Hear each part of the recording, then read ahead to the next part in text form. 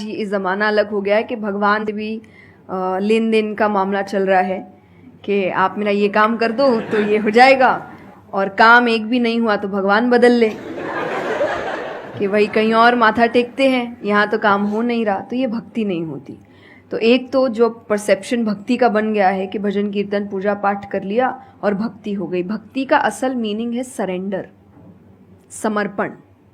और समर्पण व्यक्ति कब करता है? जब पहला चीज विश्वास होता है कि वो जो भी करता है वो सही करता है। मुझसे कई बार लोग पूछते हैं कि आप बहुत ज़्यादा डिप्रेशन में नहीं जाते, या कोई आपने सब कुछ देखा है, चाहे स्ट्रगल है, इंसल्ट है, रिजेक्शन है, हर फील्ड में हर चीज़ होती है। अगर आप आगे बढ़ रहे हैं, कोई पोजीशन पे जाने की कोशिश करें तो आपको इनका सामना करना पड़ेगा, ये जिंदगी के साथ आता है, तो आपको सामना। लेकिन मुझे कभी दिक्कत नहीं दी ये चीज़ें। क्यों? क्योंकि जो मैंने कहा समर्पण, मुझे पता है कि एक ऐसी शक्ति ऊपर बैठी है जो मेरा बुरा नहीं चाहती। तो कई बार बुरी चीज़ें भी मेरी ज़िंदगी में हो रही है, मुझे पता है वो मेरे अच्छे के लिए है क्योंकि वो कर रहा है। तो ये समर्पण, ये भक्ति है। तो ये आपको हारने नहीं देती। क्यों हारेंगे आप? क्योंकि आपको पता है ना कि वो हारने देगा नहीं। तो आप अपने आप गिरे, आप फिर उठेंगे कि नहीं भाई अभी गिरना शायद ज़रूरी होगा, उसका इशारा है, इसीलिए चलो फिर उठते हैं, फिर आगे बढ़ते हैं। तो अर्जुन ने भी, जब समर्पण की बात गीता जी में आती है तो कई लोग कहते हैं कि धर्म का मतलब होता है अंधविश्वास। नहीं, क्योंकि अगर अंधविश्वास होता, अंधविश्वास में क्वेश्चन करना अलाउड नहीं होता आपको। गीता अगर सिर्फ भगवान की बात होती तो 2 पन्ने में खत्म हो गई होती। ये दोनों के बीच की बात है, जिसमें अर्जुन ये जानते हुए कि सामने कौन खड़ा है, क्वेश्चन करने के तो कोई सवाल ही नहीं था वहां पर कि भगवान लड़ने बोल रहा है, क्या क्वेश्चन करना, पर उसने कंटिन्यूअसली क्वेश्चंस किए हैं। पर उसका भी नाम आया था समर्पण, कि वो समर्पित होकर क्वेश्चन कर रहा था कि ये जो खड़ा है ये मेरे हर सवाल का जवाब जानता है, ये मुझसे कभी कुछ गलत काम नहीं कराएगा। लेकिन इसका मतलब ये नहीं कि मैं अपनी जिज्ञासा बाहर नहीं निकालूंगा, मैं अपने क्वेश्चंस पूछूंगा। तो भक्ति का अर्थ यही होता है कि पहला निष्काम होता है। क्या फायदा मत ढूंढिए कि मेरा काम नहीं हुआ तो भगवान है ही नहीं। भाई भगवान कहाँ है? भगवान होते तो ऐसा होता क्या? वो तो इंसान है इसीलिए ऐसे हो रहे काम।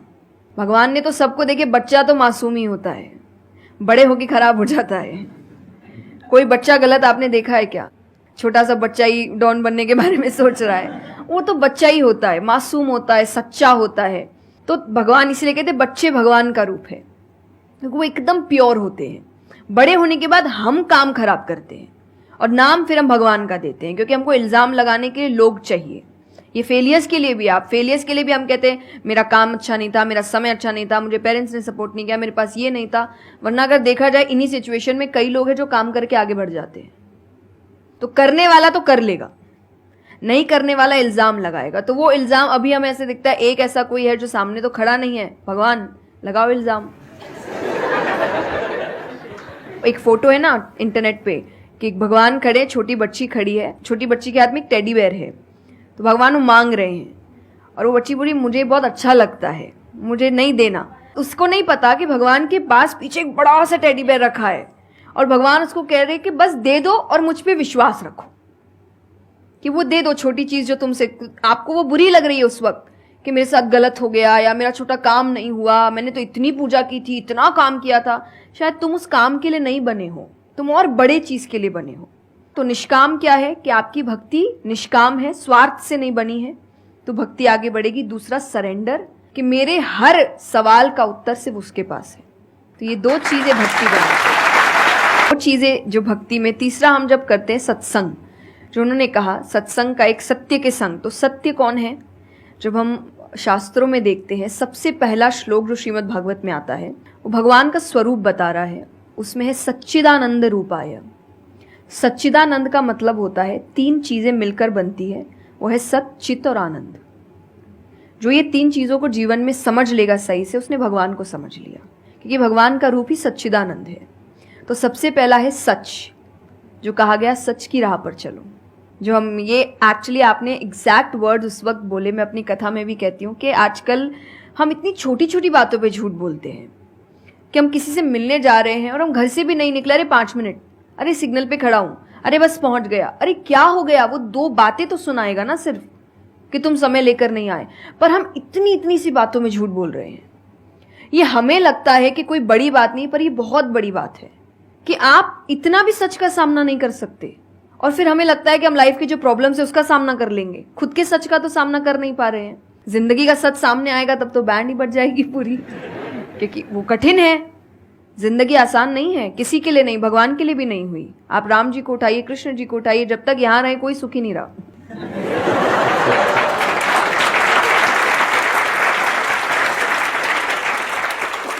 तो सुखी तो कोई नहीं रहा यहां पर। आपको सुख खुद ढूंढना पड़ता है, आपको अपना जीवन खुद निकालना पड़ता है अपने चॉइसेस को लेकर। तो इसीलिए पहला सत है, दूसरा चित है, अवेयरनेस। हम अवेयर नहीं है चीजों को लेकर, हम इग्नोर करते हैं। अवेयरनेस और इग्नोरेंस ये ऑपोजिट्स हो गए, कि आप कोई भी चीज आपको समझ नहीं आ रही है, नहीं है। मैं अधिकतर नास्तिक लोगों को आप देखिए, उनको अगर पूछे ना भगवान को मानते हैं, तो उनके पास एग्जैक्ट रीजंस नहीं होते कि क्यों नहीं मानते, बस नहीं है, दिखा नहीं, मुझे नहीं दिखा तो नहीं है। तो तुम्हें तो बहुत चीजें नहीं दिख रही। मेरे पापा इस पर मैंने एक बार उनसे क्वेश्चन किया था कि बोले तो पापा कैसे जवाब दे, तो पापा बोले उनको पूछना उन्होंने अपने परदादा को देखा था। देखा तो नहीं होगा,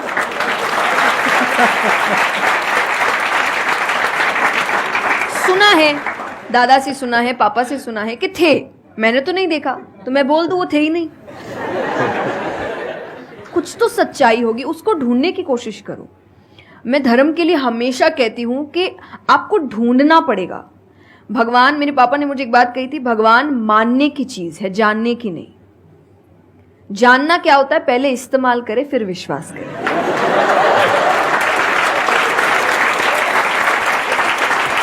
कि पहले देखेंगे है कि नहीं है, फिर बताएंगे, तो वो तो भगवान है, वो कहेंगे देख मैं भी घुमाता हूं। वो भगवान है भाई, उनको अगर आप बोलोगे कि मेरे सामने आ, मुझे दिखा तू है कि नहीं, तो बोलेंगे घूम, नहीं दिखाता, कभी नहीं हुई, नहीं जा। तो भगवान मानने की चीज है, मानो वो अपने आप जना देंगे वो कहाँ है। तो भगवान के लिए माना गया कि पहले आपको मानना पड़ता है, दैट इज सरेंडर, कि मैं मानता हूं, मैं इसीलिए पढ़ रहा हूं। अधिकतर लोग अभी पढ़ क्यों रहे हैं, जान क्यों रहे, गलत साबित करने के लिए। और दुनिया के लिए भी, आप किसी भी चीज को जानने की कोशिश करो तो सिर्फ एक खाली दिमाग से जानने की कोशिश करो, अपने दिमाग से नहीं कि मुझे गलत साबित करना इसलिए पढ़ता हूं चलो। तो फिर आपका दिमाग सीधा उस गलत बात पे ही जाएगा कि देखो मैंने तो बोला ही था गलत है, और उसके आसपास कितनी अच्छी बातें लिखी होगी आप देखेंगे नहीं। पर आपको जो बस साबित करना है, आप उस लोग सुनते भी आजकल इसीलिए हैं। मैं कथा में एक बात कहती कि उस आजकल कथा ही बची है सुनने वाली चीज, वरना आप कहीं भी दो लोगों को देखिए वो बोलेगा मैं बोलता हूँ, नहीं मैं बोलता हूँ, नहीं मैं बोलता हूँ। दुख देखिए किसी के, प्रॉब्लम्स को एक बोलता है मेरी जिंदगी अच्छी नहीं चल रही, वो अरे मेरी उससे भी खराब है। आप किसी से मदद भी कहाँ मांगेंगे कि वो एक दुख सुनाओ वो 4 सुनाता है, तो क्या ही मदद मांगे कि तो मेरे से दुखी है, तू मेरे से और 500 रुपए रख भाई। ये तो लोग हर वक्त कोई सुनना नहीं चाह रहा, और सुन भी रहे हैं तो इसीलिए कि ताकि बस मैं बोल सकूं, कि ये खत्म करे बस जल्दी से, ये चुप हो ताकि मैं बोलूं। तो ये बंद करिए। भगवान ने अर्जुन की पहले पूरी बात सुनी थी, एक बार भी बीच में इंटरप्ट नहीं किया, उसकी पूरी बात सुनी। क्यों? तभी वो आंसर ठीक से कर पाएंगे। अगर आप बीच में हर चीज में इंटरप्ट करेंगे, लोगों के ओपिनियंस में इंटरप्ट करेंगे, तो आप उनकी बात को नहीं समझ पाएंगे। जितना सुनेंगे उतना सीखेंगे, क्योंकि बोलोगे तो वही जो आता है, पर सुनोगे तो कई बार ऐसी चीजें पता चलेगी जो नहीं पता, जो नहीं आता है। आते हैं देखिए, और आनंद का मतलब एक्चुअली परमानेंट हैप्पीनेस होता है, जो आपको भगवान के साथ ही मिलता है, कि आपको किसी की जरूरत नहीं है, बाकी सब कुछ टेम्पररी है। और टेम्पररी खुशियों के लिए भगवान ने अर्जुन को लड़ने के लिए इसलिए नहीं बोला था कि तेरे को राज्य मिल जाएगा, खुशी मिलेगी, पैसा मिल जाएगा, नहीं। एक परमानेंट हैप्पीनेस थी कि मैंने अपना काम अच्छे से किया, उसके लिए लड़ो। तो जो भी काम कर रहे हो परमानेंट क्या है उसमें वो देखो, और ये आपकी सक्सेस पे भी काम आता है। भगवान जैसे अब हम कहते हैं ना कि दुनिया में कुछ सच नहीं है, संसार सच नहीं, इसका मतलब क्या? छोड़ने के लिए नहीं। क्या आप पहली चीज, जब दुख आ रहा है तो डिप्रेशन में मत जाओ, क्योंकि आप जानते हो ये भी परमानेंट नहीं है, टेम्पररी है, कल फिर ठीक हो जाएगा। खुशी आ रही है तो घमंड मत करो, ये भी निकल जाएगा, ये पोजीशन भी ज्यादा समय तक रहेगी नहीं, तो उसको रखने के लिए काम करते रहो। तो भगवान हर चीज में कहते बैलेंस्ड रहो, और परमानेंट वो है उसके पीछे भागो। तो आप अपने आप ही जो दिखावे की दुनिया है, करते हम सब है और सब कुछ करना चाहिए लाइफ में, सब एंजॉय करिए, पर अगर उसको जानते हुए करोगे कि परमानेंट नहीं है, तो जैसा मैंने कहा वो यहां जाएगा नहीं। जैसे पक्षी है, आप पेड़ पे उसको बैठा दो और फिर जिस ब्रांच पे वो बैठी उसको काटने लगो, और जब तक ब्रांच नहीं गिरेगा वो नहीं हटेगी, क्योंकि उसको ब्रांच पे भरोसा है ही नहीं। उसको पता ये रहेगा ना, उसको अपने पंखों पे है कि वो जैसे ही गिरेगा मैं उड़ जाऊंगी।